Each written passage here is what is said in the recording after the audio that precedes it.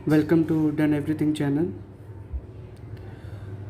तो फ्रेंड, जैसे कि मैंने 2 वीडियो में आप लोगों को बताया है कि वेक्टर कैलकुलस मैंने टॉपिक स्टार्ट किया है और इसमें सबसे पहला जो टॉपिक था वो था सरफेस इंटीग्रल। पहला पॉइंट था सरफेस इंटीग्रल। तो फ्रेंड्स, मैंने अभी देखा, अगर आपको वेक्टर कैलकुलस अच्छे से समझना है तो आपको ग्राफ की बहुत अच्छी नॉलेज होनी चाहिए। ग्राफ में आप एकदम मजबूत होने चाहिए, तभी आप कर पाएंगे, अदरवाइज़ आपको बड़ी डिफ़िकल्ट होगा सॉल्व करने में। तो वेक्टर कैलकुलस पढ़ने से पहले आपको ग्राफ के बारे में पूरी नॉलेज होनी चाहिए, in 2D as well as in 3D। तो सरफेस इंटीग्रल की डेफिनेशन तो मैंने बता दी थी, बट जब मैंने न्यूमेरिकल देखा तो मैंने सोचा कि ग्राफ बताना बहुत इंपॉर्टेंट है, इसलिए पहले मैं अब आप लोगों से ग्राफ का डिस्कस कर लेता हूँ। और ग्राफ जो मैं डिस्कस करूँगा वो 3D में डिस्कस करूँगा कि 3D में ग्राफ आपके कौन कौन से होते हैं। देखिए, ग्राफ समझना बहुत ही ज़्यादा इंपॉर्टेंट है। अगर आपको ग्राफ की नॉलेज नहीं है, अगर आपको इक्वेशन की नॉलेज नहीं है, तब आप कभी वेक्टर कैलकुलस के प्रॉब्लम सॉल्व नहीं कर सकते हैं। अगर आपको ग्राफ की नॉलेज है तो कोई भी न्यूमेरिकल, कोई भी प्रॉब्लम आपसे छूटेगा नहीं, आप सबको कर लेंगे। तो मैं इस वीडियो में फ्रेंड्स आप लोगों को बताने वाला हूं कि कैसे ग्राफ बनाते हैं और किसकी क्या इक्वेशन होती है। तो आप यहां देख सकते हैं कि मैंने सब टॉपिक लिख के रखा है।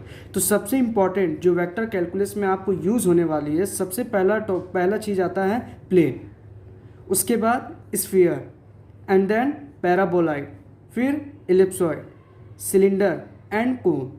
तो ये 6 चीज़ों के बारे में आपको अच्छी तरह पता होना चाहिए। तो इस लेक्चर में 1 बाय 1 तुम्हें बताने वाला हूँ। तो फ्रेंड्स, सबसे पहले देखिए, सबसे पहले हम लोग बात करते हैं प्लेन के ऊपर। किसकी बात करेंगे हम लोग? प्लेन के ऊपर। अब प्लेन की इक्वेशन क्या होती है, जस्ट मैं आपको इक्वेशन बताता हूँ, फिर मैं उसको आपको बताता हूँ। प्लेन की इक्वेशन जो होती है x/a plus y/b plus z/c is equal to 1। ये है प्लेन की इक्वेशन। अगर आपको कहीं भी इस टाइप का इक्वेशन दिखे तो आपको तुरंत समझ जाना है, तुरंत लिंक करना है कि किसकी इक्वेशन दिया है, प्लेन की इक्वेशन दिया है। अब यहाँ पर आप देखेंगे ABC, ये क्या है, ये XYZ के क्या है, वर्टेक्स है। अब फ्रेंड्स याद रखना, प्लेन कुछ नहीं है। अगर आप प्लेन को 2D में देखोगे ना तो वो लाइन है। प्लेन को अगर आप 2D में देखोगे तो वो क्या है, लाइन है। और जब आप 3D में देखते हो तो वो क्या बन जाता है, प्लेन बन जाता है। तो इसकी इक्वेशन क्या है, x/a plus y/b plus z/c is equal to 1। बस इसी टाइप की इक्वेशन अगर आपको दिखा और इस टाइप में ही लाना है तो वो आपका इक्वेशन क्या कहलाएगा, प्लेन इक्वेशन होगा। और इसके वर्टेक्स क्या होंगे, इसके वर्टेक्स क्या है, इसके वर्टेक्स है a, b, c। अब आप इसको 3D में कैसे ड्रॉ करेंगे, तो आप 3D में ऐसे ड्रॉ करते हो, ये आपका x y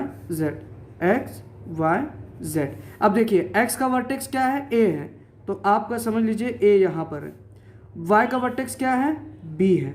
z का वर्टेक्स क्या है, c। तो अगर आप इसका कोऑर्डिनेट लोगे तो क्या होगा, 0, 0, यहाँ क्या आएगा, ऐसा आएगा 0, b, 0, और यहाँ पर क्या आएगा 0, 0, c, ये वाला पॉइंट। और जब आप इसको ज्वाइन करेंगे तो देखिए ये आपका क्या बन गया, प्लेन।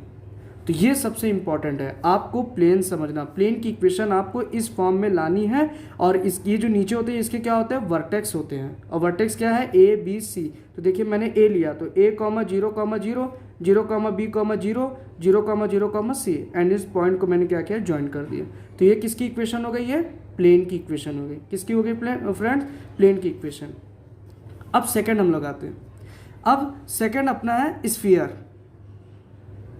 स्फीयर, अब देखिए स्फीयर क्या है, अगर मैं स्फीयर को 2D में बताऊं तो वो नथिंग बट क्या है, वो सर्कल ही है। और सर्कल की इक्वेशन आप लोग जानते हो क्या होता है, x² plus y² is equal to a²। ये आपका क्या है, सर्कल की इक्वेशन है। ये क्या है, इक्वेशन ऑफ सर्कल, किसमें, इन 2D।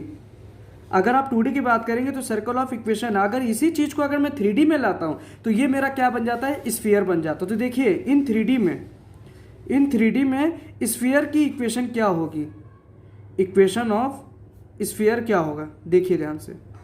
तो इसकी इक्वेशन क्या होगी, बस यहां पर क्या होगा, z ऐड हो जाएगा। क्यों, क्योंकि यहां पर z एक्सिस एक्स्ट्रा आया ना, तो बस इसी इक्वेशन में क्या होगा, z ऐड हो जाएगा। तो क्या होगा, x² plus y² plus z² is equal to a²। बस फ्रेंड्स यही है आपकी इक्वेशन ऑफ स्फीयर। स्फीयर की यही इक्वेशन है। और यहां पर a आपका क्या है, रेडियस है। ए आपका क्या है, रेडियस है। और यहाँ पर वर्टेक्स क्या होंगे, ए आपका क्या है रेडियस, और इसको हम लोग क्या बोलेंगे स्फीयर। अब अगर मैं इसको ड्रॉ करना चाहूँ, देखिए फ्रेंड्स, अगर आपको यहाँ पर कुछ भी ना दे, सिर्फ एक्स वाई स्क्वायर जेड दे, तो इसका मीनिंग क्या है कि यहाँ का जो वर्टेक्स है वो क्या है 0,0,0। अगर आपको एक्स वाई जेड के साथ कुछ नहीं दिया हो तो इसका मीनिंग क्या है, इसके वर्टेक्स क्या है 0,0। अब अगर मैं इसको ड्रॉ करूँगा इन 3D में, तो देखिए ये कैसे होगा, देखिए ये x, ये y और ये z।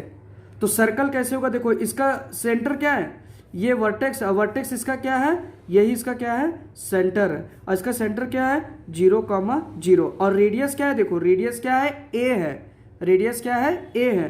तो यहाँ से लेकर यहाँ तक भी क्या होगा a, यहाँ से लेकर भी यहाँ तक क्या होगा a, और यहाँ से लेकर यहाँ तक क्या होगा a। तो ये देखो ये बन गया इसका सर्कल। और फ्रेंड्स आप 3D में पढ़ रहे हैं इसलिए आपको अंदर भी एक ऐसा बना देना है। तो स्फीयर मतलब आप समझ सकते होंगे, आपने बॉल देखा है, लेकिन बॉल जो होता है अंदर से इम्प्टी खाली होता है, लेकिन स्फीयर जो होता है पूरा सॉलिड होता है। तो ये पूरा मेरा क्या है सॉलिड, यही है इक्वेशन ऑफ स्फीयर।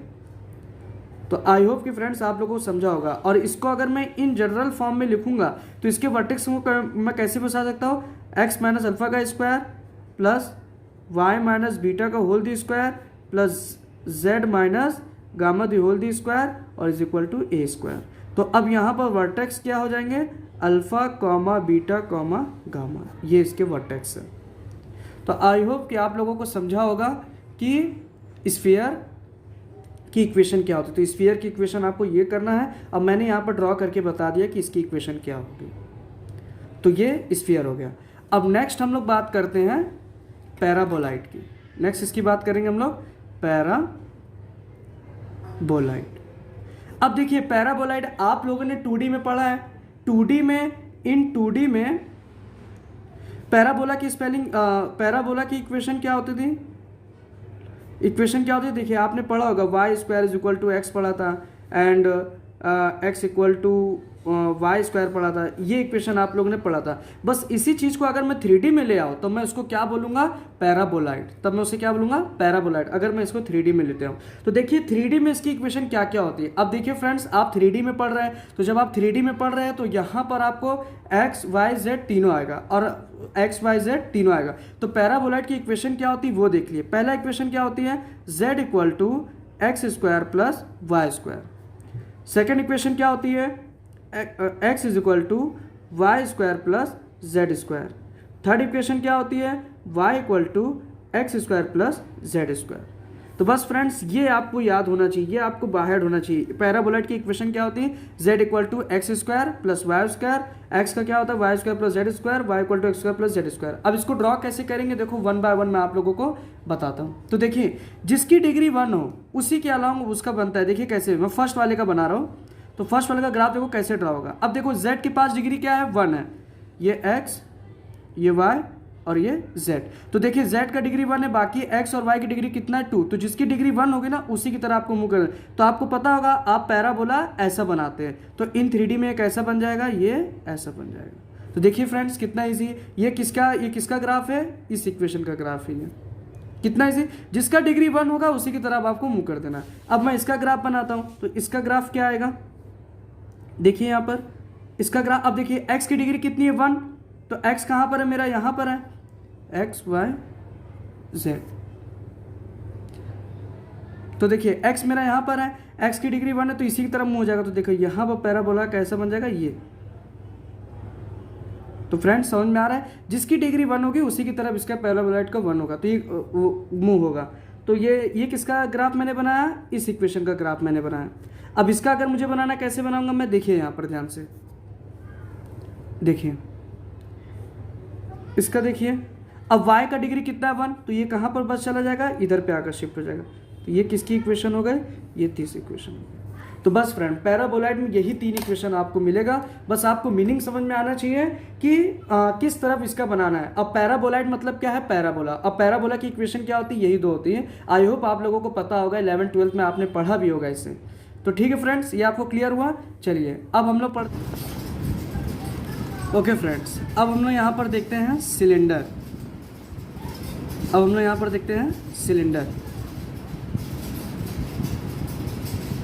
तो देखिए सबसे पहले मैं बता दूं सिलेंडर क्या है। अगर आप 2D में बात करेंगे तो वो एक्चुअल में क्या होता है, वो सर्कल होता है, और 3D में जब हम लोग बात करते हैं वो सिलेंडर होता है। तो देखिए इसकी इक्वेशन, आपको इक्वेशन याद होना चाहिए। जैसे एक इक्वेशन होता है X square plus Y square is equal to A square, एक होता है Y square plus Z square is equal to A square, एक होता है X square plus Z square is equal to A square. तो यही तीन चीज इक्वेशन है आपके सिलेंडर की। यहाँ पर ए क्या है, आपका रेडियस है। अभी देखिए अगर मैं इसको इन 2D में बनाऊं, अगर मैं इसको 2D में बनाऊं तो कैसा बनेगा, एक्स और वाई है तो ये क्या बनेगा, सर्कल ही बनेगा, और रेडियस इसकी क्या है, ए है। तो ये ऐसा सर्कल, ये किस में बन गया, 2D में बन गया। अब इसी चीज़ को फ्रेंड्स अगर मुझे 3D में बनाना है तो 3D में आप जानते हैं क्या लग जाता है, z आ जाता है, एक एक्स्ट्रा x y, और ये क्या आ जाता है, z है। तो ये किसकी तरफ उठ जाएगा, ये z की तरफ उठ जाएगा। तो ये इक्वेशन कुछ ऐसा बन जाएगा। तो देखा फ्रेंड्स आप कितना आसान ही है। पहले आप क्या करिए, इसको 2D में बनाइए, क्या बनाए 2D में बनाइए, उसके बाद आप 3D में बनाओ। तो इसके अंदर जो गायब रहेगा ना उसी की तरफ रहेगा। अब देखिए जैसे अब एकदम और अच्छे से समझ में आएगा। अभी पहले इक्वेशन का ग्राफ देखिए, पहले इक्वेशन में क्या गायब है, z गायब है ना। आप सिलेंडर पढ़े तो सिलेंडर मतलब क्या होता है, 3D होता है, तो आपको z चाहिए। अब पहले में देखिए क्या है, z गायब है, तो सीधा आप इसका ग्राफ उठाकर ऐसा बना दोगे। ये आपका x हो गया, ये आपका y हो गया, और ये आपका z हो गया। तो इसमें कौन सा गायब है, z गायब है, तो सीधा z की तरफ इसका मुंह आप कर दोगे। ये आपका बन गया सिलेंडर। देखिए फ्रेंड्स कितना इजी है। ये पहले इक्वेशन का जो गायब है बस आपको उसका बना देना है। अब सेकंड वाले का ग्राफ कैसा होगा, देखिए सेकंड वाले का ग्राफ कैसा होगा, ये आपका x और ये y और ये z। अब इसमें देखिए क्या गायब है, x गायब है ना, y है, z है, x है क्या, नहीं है। तो अब इसका मुंह किसकी तरफ हो जाएगा, z की तरफ हो जाएगा। तो देखिए यहाँ पर ये हो गया सर्कल, इसका मुंह किसकी तरफ आ जाएगा, x की तरफ आ जाएगा।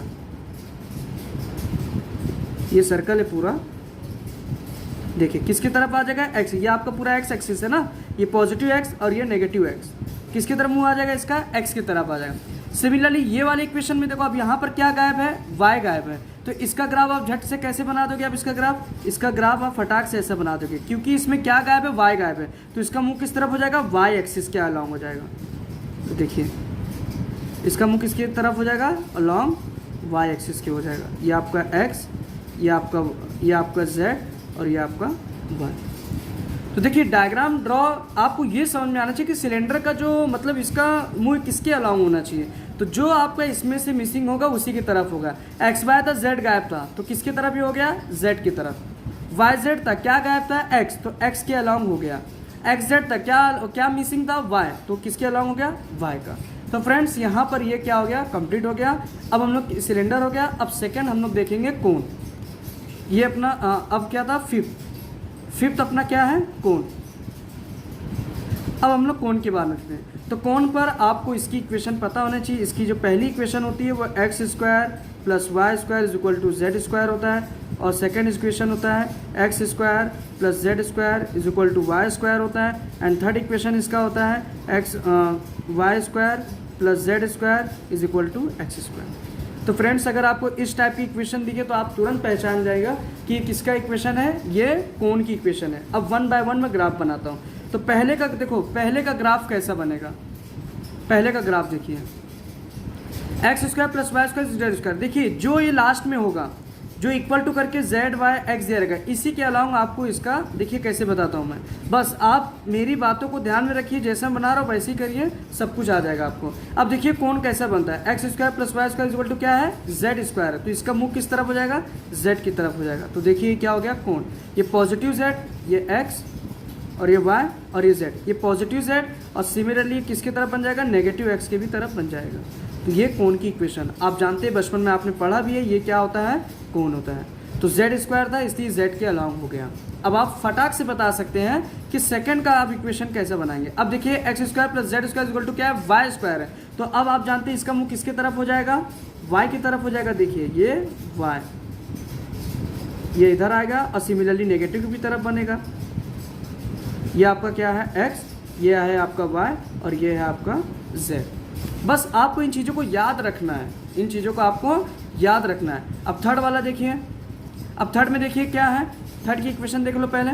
Y square plus Z square equal to X square है। अब इसका कोण का मुख किस तरफ होने वाला है, अब आप समझ गए होंगे, एक्स की तरफ होने वाला। तो देखिए एक्स मेरा यहाँ पर है और ये मेरा इक्वेशन बन गया।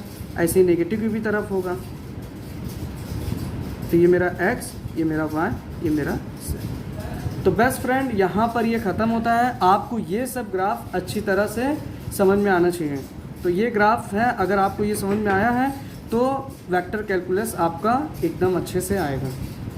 तो फ्रेंड्स, अगर आपको मेरा लेक्चर अच्छा लगा हो तो प्लीज़ इसे लाइक कीजिए, शेयर कीजिए एंड कमेंट कीजिए, ताकि इससे भी अच्छा मैं आपको और अच्छा आप लोगों को बताने की कोशिश करूं। और नेक्स्ट लेक्चर में हम लोग वेक्टर कैलकुलस का न्यूमेरिकल सॉल्व करेंगे। Thank you so much.